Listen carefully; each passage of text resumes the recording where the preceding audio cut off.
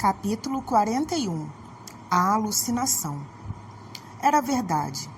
Entrei apressado, achei Virgília ansiosa, mau humor, fonte nublada. A mãe, que era surda, estava na sala com ela. No fim dos cumprimentos, disse-me a moça com sequidão. Esperávamos que viesse mais cedo. Defendi-me do melhor modo. Falei do cavalo que empacara e de um amigo que me detivera. De repente, morre-me a voz nos lábios. Fico tolhido de assombro. Virgília? Seria Virgília aquela moça? Fitei-a muito e a sensação foi tão penosa que recuei um passo e desviei a vista. Tornei a olhá-la. As bexigas tinham-lhe comido o rosto. A pele, ainda na véspera tão fina, rosada e pura, aparecia-me agora amarela, estigmada pelo mesmo flagelo que devastara o rosto da espanhola. Os olhos, que eram travessos, fizeram-se murchos. Tinha o lábio triste e a atitude cansada. Olhei-a bem, peguei-lhe na mão e a chamei brandamente a mim. Não me enganava, eram as bexigas. Creio que fiz um gesto de repulsa.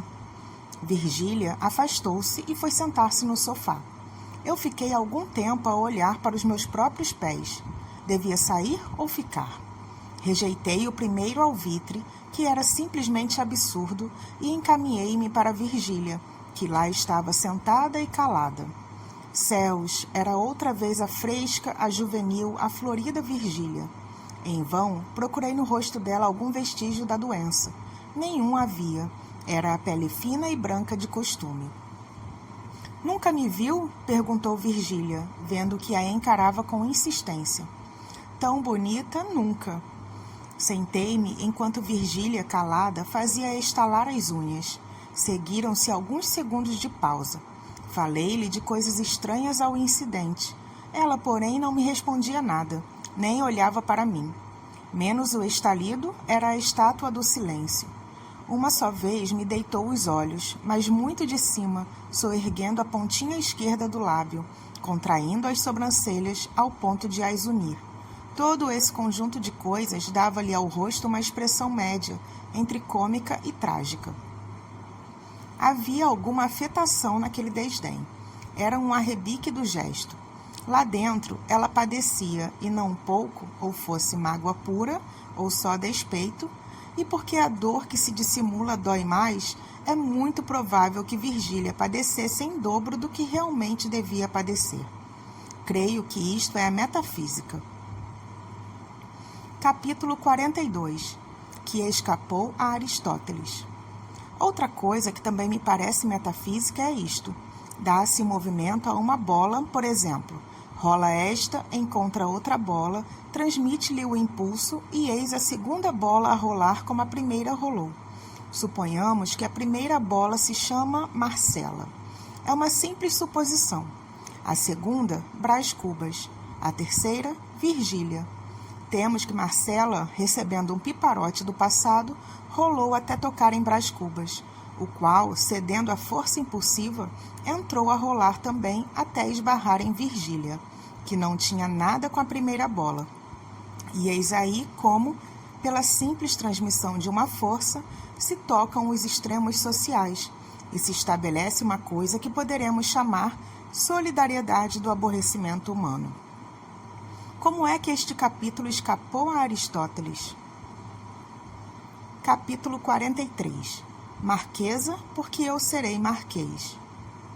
Positivamente, era um diabrete Virgília, um diabrete angélico, se querem, mas era-o, então.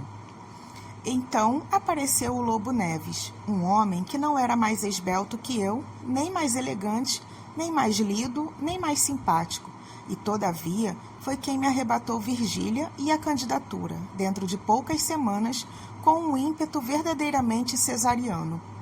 Não precedeu nenhum despeito, não houve a menor violência de família.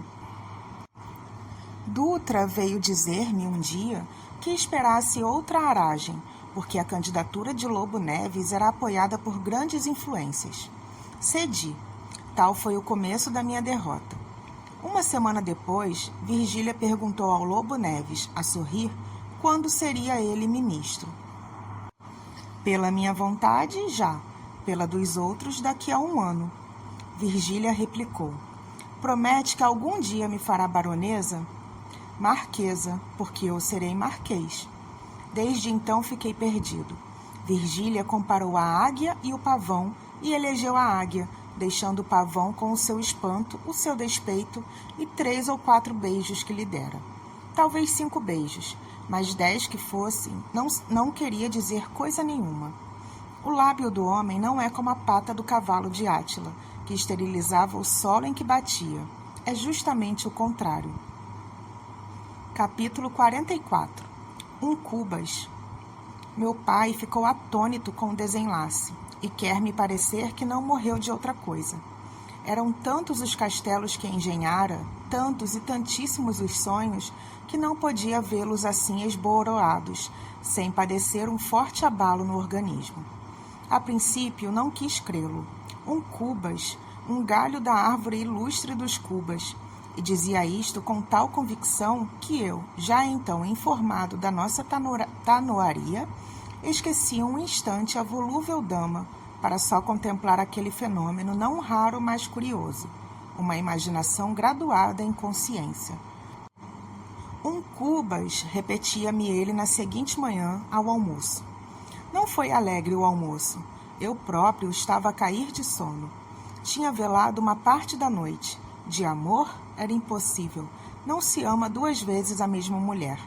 E eu, que tinha de amar aquela, tempos depois, não lhe estava agora preso por nenhum outro vínculo, além de uma fantasia passageira, alguma obediência e muita fatuidade. E isto basta a explicar a vigília. Era despeito, um despeitozinho agudo como ponta de alfinete, o qual se desfez, com charutos, murros, leituras truncadas, até romper a aurora, a mais tranquila das auroras. Mas eu era moço, tinha o remédio em mim mesmo. Meu pai é que não pôde suportar facilmente a pancada. Pensando bem, pode ser que não morresse precisamente do desastre, mas que o desastre lhe complicou as últimas dores é positivo. Morreu daí a 4 meses, acabrunhado, triste, com uma preocupação intensa e contínua, à semelhança de remorso, um desencanto mortal, que lhe substituiu os reumatismos e tosses. Teve ainda meia hora de alegria. Foi quando um dos ministros o visitou. Vi-lhe, lembra-me bem, vi-lhe o grato sorriso de outro tempo, e nos olhos uma concentração de luz, que era, por assim dizer, o último lampejo da alma expirante. Mas a tristeza tornou logo, a tristeza de morrer sem me ver, posto em algum lugar alto, como aliás me cabia. Cubas morreu alguns dias depois da visita do ministro, uma manhã de maio, entre os 2 filhos, Sabina e eu, e mais o tio Ildefonso, e meu cunhado. Morreu sem lhe poder valer a ciência dos médicos, nem o nosso amor, nem os cuidados, que foram muitos, nem coisa nenhuma. Tinha de morrer, morreu. Cubas. Capítulo 45. Notas. Soluços, lágrimas, casa armada, veludo preto nos portais, um homem que veio vestir o cadáver, outro que tomou a medida do caixão. Caixão, tocheiros, convites, convidados que entravam lentamente a passo surdo e apertavam a mão à família. Alguns tristes, todos sérios e calados. Padre e sacristão, rezas, aspersões de água benta, o fechar do caixão a prego e martelo. 6 pessoas que o tomam da essa e o levantam, e o descem a custo pela escada, não obstante os gritos, soluços e novas lágrimas da família, e vão até o coche fúnebre, e o colocam em cima e traspassam e apertam as correias. O rodar do coche, o rodar dos carros, um a um. Isto que parece um simples inventário, eram notas que eu havia tomado para um capítulo triste e vulgar que não escrevo. Capítulo 46. A herança. Veja-nos agora o leitor. 8 dias depois da morte de meu pai. Minha irmã sentada num sofá, pouco adiante, Cotrim de pé, encostado a um consolo, com os braços cruzados e a morder o bigode. Eu, a passear de um lado para outro, com os olhos no chão. Luto pesado, profundo silêncio. Mas afinal, disse Cotrim, esta casa pouco mais pode valer de 30 contos. Demos que valha 35. Vale 50, ponderei. Sabina sabe que custou 58. Podia custar até 60, tornou Cotrim, mas não se segue que os valesse, e menos ainda que os valha hoje. Você sabe que as casas, aqui há anos, baixaram muito. Olhe, se esta vale os 50 contos, quanto não vale a que você deseja para si, a do campo? Não fale nisso, uma casa velha. Velha, exclamou Sabina, levantando as mãos ao teto. Parece-lhe nova, aposto. Ora, mano, deixe-se dessas coisas, disse Sabina, erguendo-se do sofá.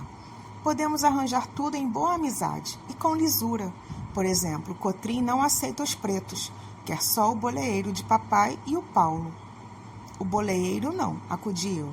Fico com a Sege e não hei de ir comprar outro. Bem, fico com o Paulo e o Prudêncio. O Prudêncio está livre.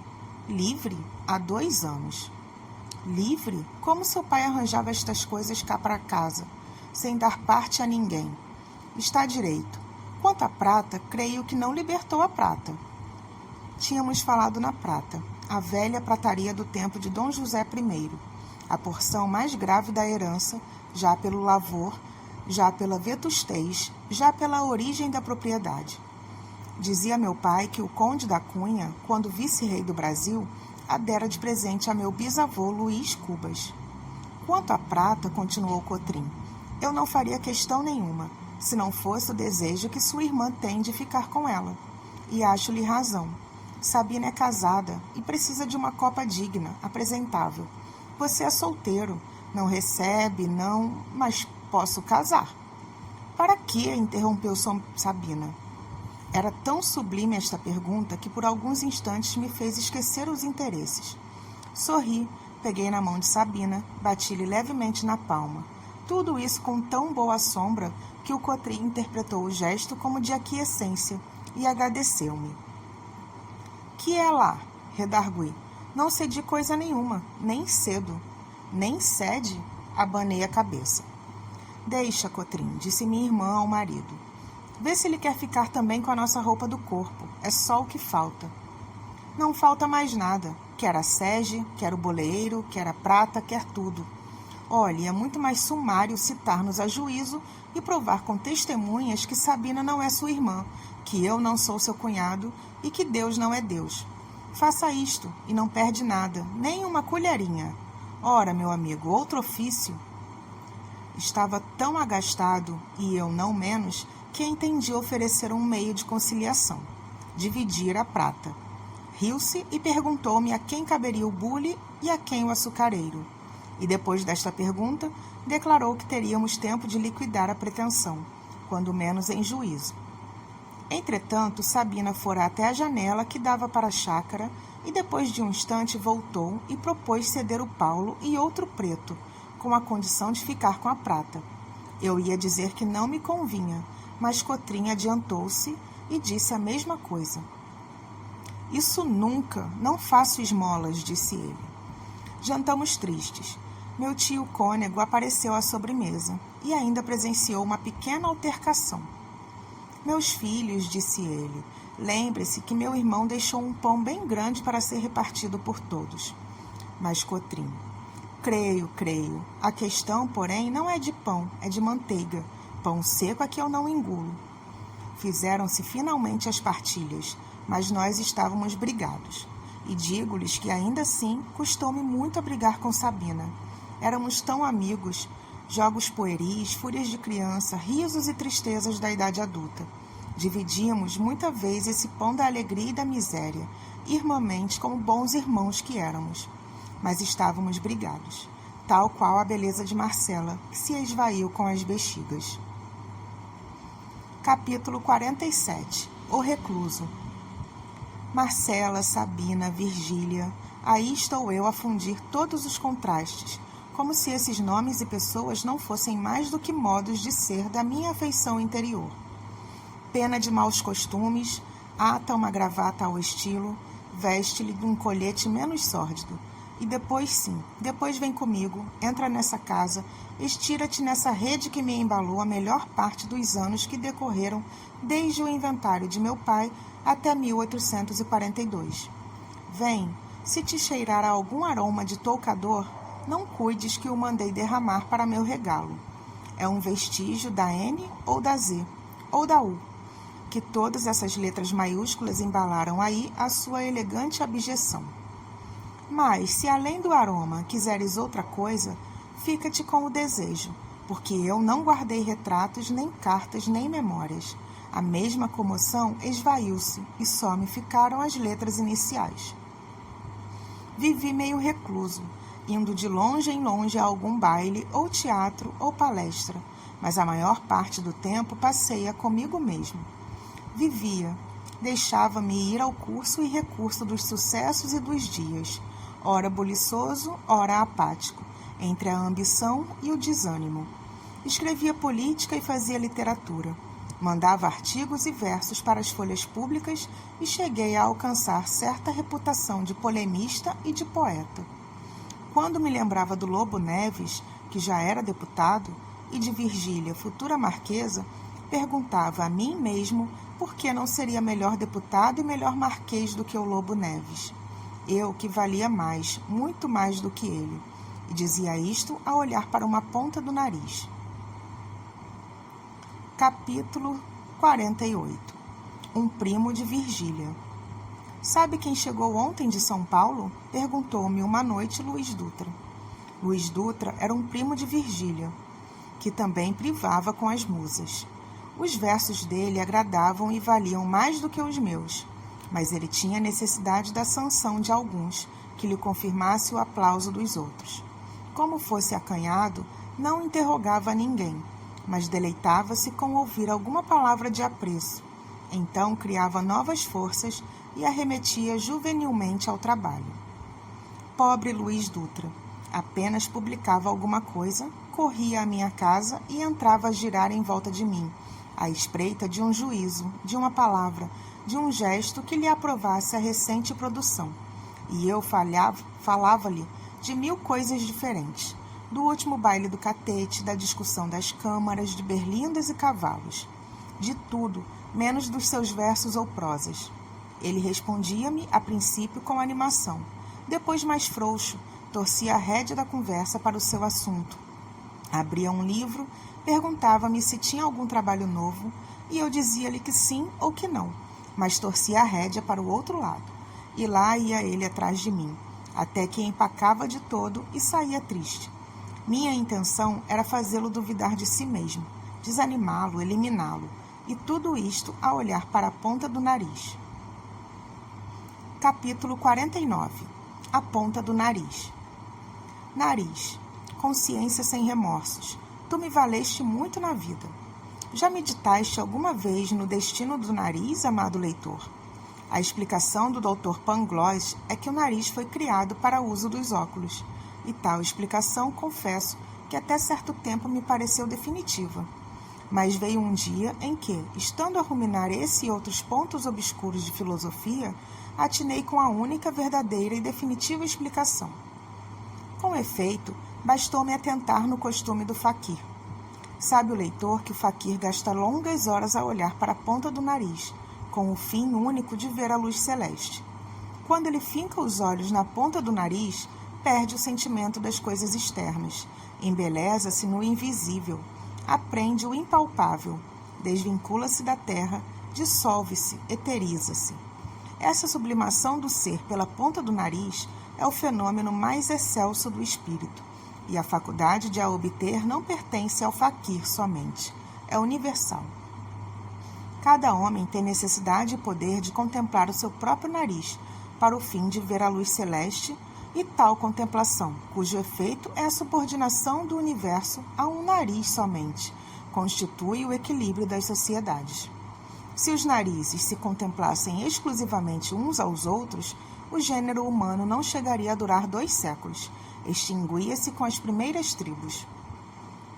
Ouço daqui uma objeção do leitor. Como pode ser assim? Diz ele, se nunca jamais ninguém não viu estarem os homens a contemplar o seu próprio nariz. Leitor obtuso, isso prova que nunca entraste no cérebro de um chapeleiro. Um chapeleiro passa por uma loja de chapéus. É a loja de um rival, que a abriu há 2 anos. Tinha então 2 portas. Hoje tem 4. Promete ter 6 a 8. Nas vidraças ostentam-se os chapéus do rival. Pelas portas entram os fregueses do rival. O chapeleiro compara aquela loja com a sua, que é mais antiga e tem só 2 portas, e aqueles chapéus com os seus, menos buscados, ainda que de igual preço. Mortifica-se naturalmente, mas vai andando concentrado com os olhos para baixo ou para frente, a indagar as causas da prosperidade do outro e do seu próprio atraso.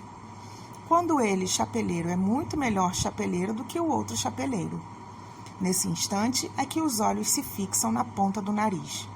A conclusão, portanto, é que há 2 forças capitais: o amor, que multiplica a espécie, e o nariz, que a subordina ao indivíduo. Procriação, equilíbrio. Capítulo 50. Virgília casada. Quem chegou de São Paulo foi minha prima Virgília, casada com o Lobo Neves, continuou Luiz Dutra. Ah, e só hoje que eu soube uma coisa, seu maganão. Que foi? Que você quis casar com ela. Ideias de meu pai. Quem lhe disse isso? Ela mesma. Falei-lhe muito em você e ela contou-me tudo. No dia seguinte, estando na Rua do Ouvidor, à porta da tipografia do Plancher, vi assomar, à distância, uma mulher esplêndida. Era ela. Só a reconheci a poucos passos. Tão outra estava, a tão ponto a natureza e a arte lhe haviam dado o último apuro. Cortejamo-nos, ela seguiu, entrou com o marido na carruagem que os esperava um pouco acima. Fiquei atônito. 8 dias depois, encontrei-a num baile. Creio que chegamos a trocar 2 ou 3 palavras. Mas noutro baile, dado daí a 1 mês, em casa de uma senhora que ornara os salões do primeiro reinado e não desornava então os do segundo, a aproximação foi maior e mais longa, porque conversamos e valsamos.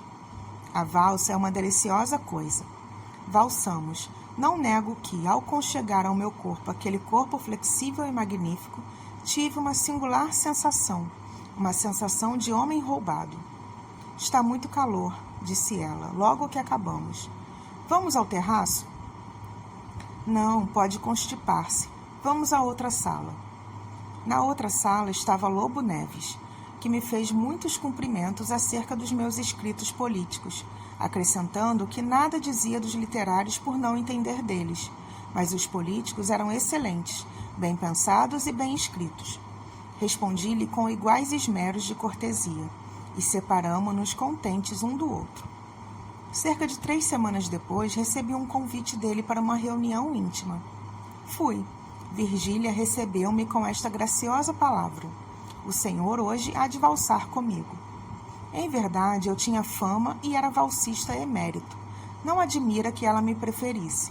Valsamos uma vez e mais outra vez. Um livro perdeu Francesca.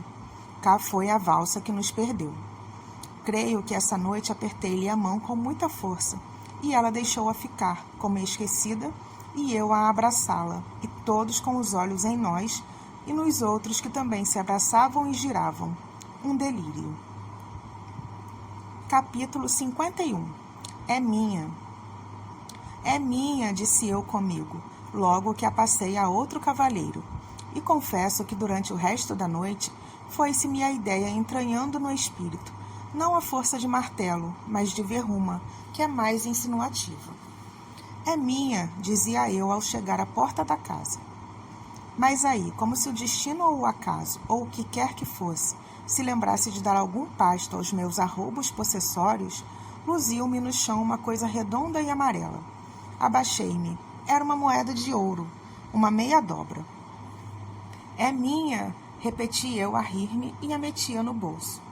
Nessa noite não pensei mais na moeda, mas no dia seguinte, recordando o caso, senti uns repelões da consciência e uma voz que me perguntava por que diabo seria minha uma moeda que eu não herdara nem ganhara, mas somente achara na rua. Evidentemente não era minha, era de outro, daquela que a perdera, rico ou pobre, e talvez fosse pobre, algum operário que não teria com que dar de comer à mulher e aos filhos. Mas se fosse rico, o meu dever ficava o mesmo. Cumpria restituir a moeda, e o melhor meio, o único meio, era fazê-lo por intermédio de um anúncio ou da polícia.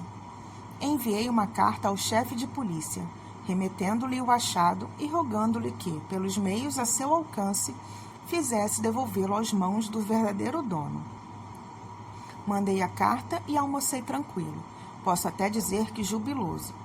Minha consciência valsara tanto na véspera que chegou a ficar sufocada, sem respiração. Mas a restituição da meia dobra foi uma janela que se abriu para o outro lado da moral. Entrou uma onda de ar puro, e a pobre dama respirou à larga. Ventilai as consciências, não vos digo mais nada. Todavia, despido de quaisquer outras circunstâncias, o meu ato era bonito, porque exprimia um justo escrúpulo, um sentimento de alma delicada. Era o que me dizia a minha dama interior, com um modo austero e meigo a um tempo. É o que ela me dizia, reclinada ao peitoril da janela aberta. Fizeste bem, Cubas, andaste perfeitamente. Este ar não é só puro, é balsâmico, é uma transpiração dos eternos jardins. Quer ver o que fizeste, Cubas? E a boa dama sacou um espelho e abriu-o diante de meus olhos. Vi claramente vista a meia dobra da véspera, redonda, brilhante, multiplicando-se por si mesma. Ser 10, depois 30, depois 500. Exprimindo assim o benefício que me daria na vida e na morte o simples ato da restituição. E eu espraiava todo o meu ser na contemplação daquele ato. Revia-me nele, achava-me bom, talvez grande. Uma simples moeda, hein? Vejam o que é ter valsado um pouquinho mais. Assim, eu, Brás Cubas, descobri uma lei sublime, a lei da equivalência das janelas, e estabeleci que o modo de compensar uma janela fechada é abrir outra, a fim de que a moral possa arejar continuamente a consciência. Talvez não entendas o que aí fica, talvez queiras uma coisa mais concreta, um embrulho, por exemplo, um embrulho misterioso. Pois toma lá o embrulho misterioso.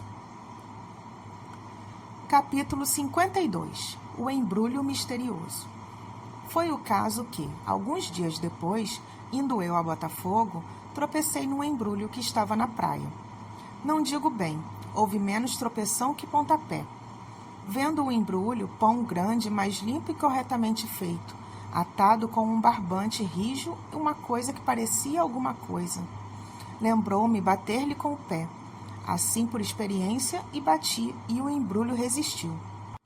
Relanceei os olhos em volta de mim. A praia estava deserta. Ao longe, uns meninos brincavam. Um pescador curava as redes ainda mais longe. Ninguém que pudesse ver a minha ação. Inclinei-me, apanhei o embrulho e segui. Segui, mas não sem receio. Podia ser uma pulha de rapazes. Tive ideia de devolver o achado à praia, mas apalpei-o e rejeitei a ideia. Um pouco adiante, desandei o caminho e guiei para casa. Vejamos, disse eu ao entrar no gabinete. E hesitei um instante, creio que por vergonha. Assaltou-me outra vez o receio da pulha. É certo que não havia ali nenhuma testemunha externa, mas eu tinha dentro de mim mesmo um garoto que havia de assobiar, guinchar, grunhir, patear, apupar, cacarejar, fazer o diabo, se me visse abrir o embrulho e achar dentro uma dúzia de lenços velhos ou 2 dúzias de goiabas podres. Era tarde, a curiosidade estava aguçada, como deve estar a do leitor. Desfiz o embrulho e vi, achei, contei, recontei nada menos de 5 contos de réis. Nada menos, talvez uns 10.000 réis, mais. 5 contos em boas notas e moedas, tudo asseadinho e arranjadinho, um achado raro. Embrulhei-as de novo. Ao jantar, pareceu-me que um dos moleques falara a outro com os olhos. Ter-me-iam espreitado? Interroguei-os discretamente e concluí que não. Sobre o jantar, fui outra vez ao gabinete. Examinei o dinheiro e ri-me dos meus cuidados maternais a respeito de 5 contos. Eu, que era abastado. Para não pensar mais naquilo, fui de noite à casa do Lobo Neves, que instara muito comigo não deixasse de frequentar as recepções da mulher. Lá encontrei o chefe de polícia. Fui-lhe apresentado. Ele lembrou-se logo da carta e da meia dobra que eu lhe remetera alguns dias antes. Aventou o caso. Virgília pareceu saborear o meu procedimento, e cada um dos presentes acertou de contar uma anedota análoga, que eu ouvi com impaciência de mulher histérica. De noite, no dia seguinte, em toda aquela semana, pensei o menos que pude nos 5 contos, e até confesso que os deixei muito quietinhos na gaveta da secretária. Gostava de falar de todas as coisas, menos de dinheiro, e principalmente de dinheiro achado. Todavia, não era crime achar dinheiro, era uma felicidade, um bom acaso, era talvez um lance da providência. Não podia ser outra coisa. Não se perdem 5 contos como se perde um lenço de tabaco. 5 contos levam-se com 30.000 sentidos, apalpam-se a miúdo. Não se lhes tiram os olhos de cima, nem as mãos, nem o pensamento. E para se perderem assim tolamente numa praia, é necessário que... Crime é que não podia ser o achado. Nem crime, nem desonra, nem nada que embaciasse o caráter de um homem. Era um achado, um acerto feliz como a sorte grande, como as apostas de cavalo, como os ganhos de um jogo honesto, e até direi que a minha felicidade era merecida, porque eu não me sentia mal, nem indigno dos benefícios da previdência. Estes 5 contos, dizia eu comigo, 3 semanas depois hei de empregá-los em alguma ação boa, talvez um dote a alguma menina pobre, ou outra coisa assim. Hei de ver. Nesse mesmo dia, levei-os ao Banco do Brasil. Lá me receberam com muitas e delicadas alusões ao caso da meia dobra, cuja notícia andava já espalhada entre as pessoas do meu conhecimento. Respondi, enfadado, que a coisa não valia a pena de tamanho estrondo. Louvaram-me então a modéstia, e porque eu me encolerizasse, replicaram-me que era simplesmente grande. Capítulo 53. Reticências. Virgília é que já não se lembrava da meia dobra. Toda ela estava concentrada em mim, nos meus olhos, na minha vida, no meu pensamento. Era o que dizia, e era verdade. Há umas plantas que nascem e crescem depressa. Outras são tardias e pecas. O nosso amor era daquelas.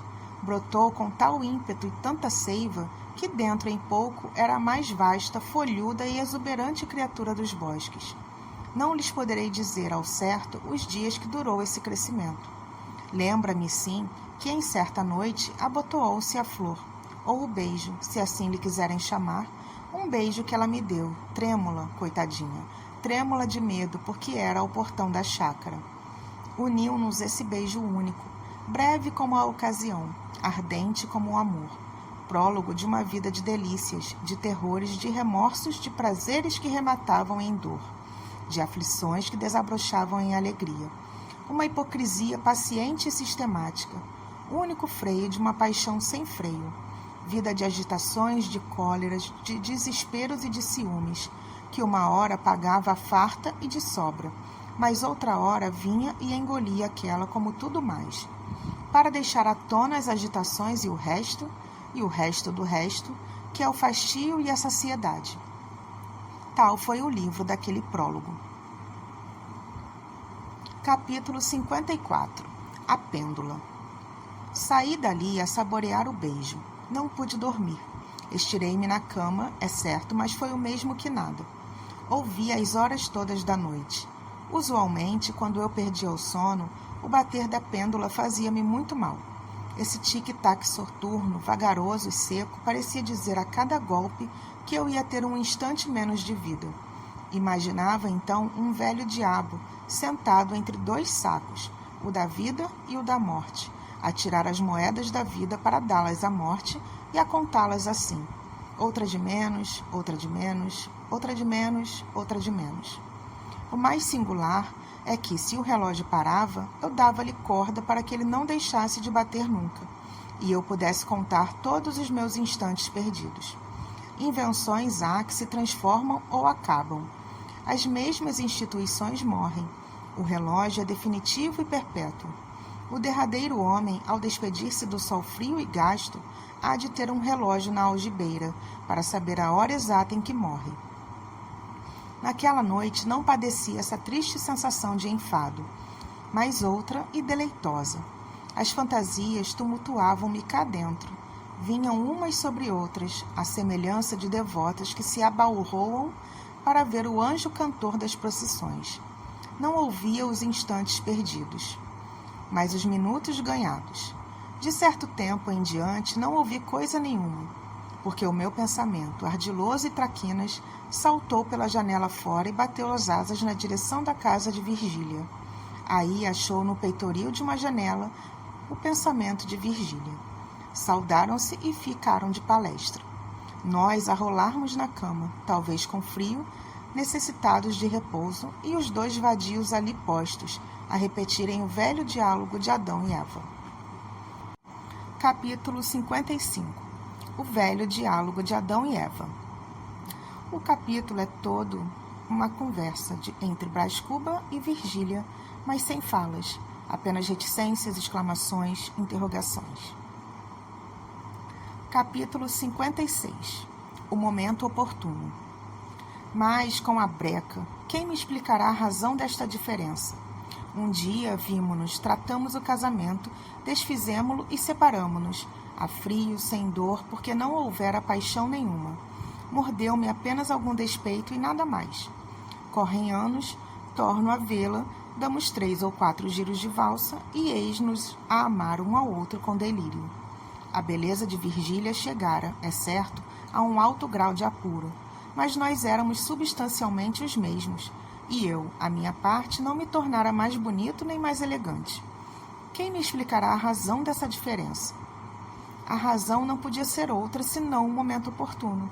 Não era oportuno o primeiro momento, porque, se nenhum de nós estava verde para o amor, ambos o estávamos para o nosso amor. Distinção fundamental. Não há amor possível sem a oportunidade dos sujeitos. Esta explicação achei-a eu mesmo 2 anos depois do beijo, um dia em que Virgília se me queixava de um pintalegrete que lá ia e tenazmente a galanteava. Que importuno, dizia ela, fazendo uma careta de raiva. Estremeci, fitei-a, vi que a indignação era sincera. Então ocorreu-me que talvez eu tivesse provocado alguma vez aquela mesma careta, e compreendi logo toda a grandeza da minha evolução. Tinha vindo de importuno a oportuno. Capítulo 57. O destino. Sim, Senhor, amávamos. Agora que todas as leis sociais nos impediam, agora que nos amávamos deveras. Achávamos-nos jungidos um ao outro, como as 2 almas que o poeta encontrou no purgatório. De pari come boi que vano adiojo. E digo mal, comparando-nos a bois, porque nós éramos outra espécie de animal menos tardo, mais velhaco e lascivo. Eis-nos a caminhar sem saber até onde, nem por que estradas escusas. Problema que me assustou durante algumas semanas, mas cuja solução entreguei ao destino. Pobre destino! Onde andarás agora, grande procurador dos negócios humanos? Talvez estejas a criar pele nova, outra cara, outras maneiras, outro nome, e não é impossível que... já não me lembro onde estava. Nas estradas escusas. Disse eu comigo, que já agora seria o que Deus quisesse. Era a nossa sorte amar-nos. Se assim não fora, como explicaríamos a valsa e o resto? Virgília pensava a mesma coisa. Um dia, depois de me confessar que tinha momentos de remorsos, como eu lhe dissesse que, se tinha remorsos, é porque não me tinha amor, Virgília cingiu-me com os seus magníficos braços, murmurando: amo-te, é a vontade do céu. E esta palavra não vinha à toa. Virgília era um pouco religiosa.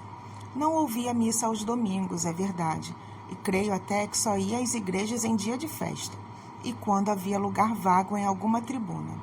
Mas rezava todas as noites com fervor, ou pelo menos com sono. Tinha medo às trovoadas. Nessas ocasiões, tapava os ouvidos e resmoneava todas as orações do catecismo. Na alcova dela havia um oratóriozinho de jacarandá, obra de talha, de 3 palmos de altura, com 3 imagens dentro, mas não falava dele às amigas. Ao contrário, taxava de beatas as que eram só religiosas. Há algum tempo desconfiei que havia nela certo vexame de crer, e que a sua religião era uma espécie de camisa de flanela, preservativa e clandestina, mas evidentemente era engano meu. Capítulo 58. Confidência. Lobo Neves, a princípio, metia-me grandes sustos. Pura ilusão. Como adorasse a mulher, não se vexava de me dizer muitas vezes. Achava que Virgília era a perfeição mesma, um conjunto de qualidades sólidas e finas, amorável, elegante, austera, um modelo. E a confiança não parava aí. De fresta que era, chegou à porta escancarada. Um dia confessou-me que trazia uma triste carcoma na existência. Faltava-lhe a glória pública. Animei-o, disse-lhe muitas coisas bonitas que ele ouviu com aquela unção religiosa de um desejo que não quer acabar de morrer. Então compreendi que a ambição dele andava cansada de bater as asas, sem poder abrir o vôo. Dias depois, disse-me todos os seus tédios e desfalecimentos, as amarguras engolidas, as raivas sopitadas. Contou-me que a vida política era um tecido de invejas, despeitos, intrigas, perfídias, interesses, vaidades. Evidentemente, havia aí uma crise de melancolia. Tratei de combatê-la. Sei o que lhe digo, replicou-me com tristeza. Não pode imaginar o que tenho passado. Entrei na política por gosto, por família, por ambição e um pouco por vaidade. Já vê que reuni em mim só todos os motivos que levam o homem à vida pública. Faltou-me só o interesse de outra natureza. Vira o teatro pelo lado da plateia, e palavra que era bonito. Soberbo cenário, vida, movimento e graça na representação. Escriturei-me, deram-me um papel que... Mas para o que estou a fatigar com isto? Deixe-me ficar com as minhas amofinações. Creia que tenho passado horas e dias, não há constância de sentimentos, não há gratidão, não há nada, nada. Calou-se profundamente abatido, com os olhos no ar, parecendo não ouvir coisa nenhuma a não ser o eco de seus próprios pensamentos. Após alguns instantes, ergueu-se e estendeu-me a mão. O senhor há de rir-se de mim, disse-lhe, mas desculpe aquele desabafo. Tinha um negócio que me mordia o espírito. E ria de um jeito sombrio e triste. Depois pediu-me que não referisse a ninguém o que se passara entre nós. Ponderei-lhe que a rigor não se passara nada. Entraram 2 deputados e um chefe político da paróquia. Lobo Neves recebeu-os com alegria, a princípio um tanto postiça, mas logo depois natural. No fim de meia hora, ninguém diria que ele não era o mais afortunado dos homens. Conversava, chasqueava e ria. E riam todos. Capítulo 59. Um encontro. Deve ser um vinho enérgico a política, dizia eu comigo, ao sair da casa de Lobo Neves. E fui andando, até que na Rua dos Barbonos vi uma sege. E dentro um dos ministros, meu antigo companheiro de colégio. Cortejamo-nos afetuosamente. A sege seguiu e eu fui andando. Por que não serei eu ministro? Esta ideia, rútila e grande, trajada ao bizarro, como diria o padre Bernardes, esta ideia começou uma vertigem de cabriolas, e eu deixei-me estar com os olhos nela, a achar-lhe graça. Não pensei mais na tristeza de Lobo Neves, sentia a atração do abismo. Recordei aquele companheiro de colégio, as correrias nos morros, as alegrias e travessuras, e comparei o menino com o homem, e perguntei a mim mesmo por que não seria eu como ele. Entrava então no passeio público, e tudo me parecia dizer a mesma coisa. Por que não serás ministro, Cubas? Cubas, por que não serás ministro de Estado? Ao ouvi-lo, uma deliciosa sensação me refrescava todo o organismo. Entrei, fui sentar-me num banco, a remoer aquela ideia. E Virgília que havia de gostar. Alguns minutos depois, vejo encaminhar-se para mim uma cara que não me pareceu desconhecida. Conhecia-a, fosse de onde fosse. Imaginem um homem de 38 a 40 anos, alto, magro e pálido.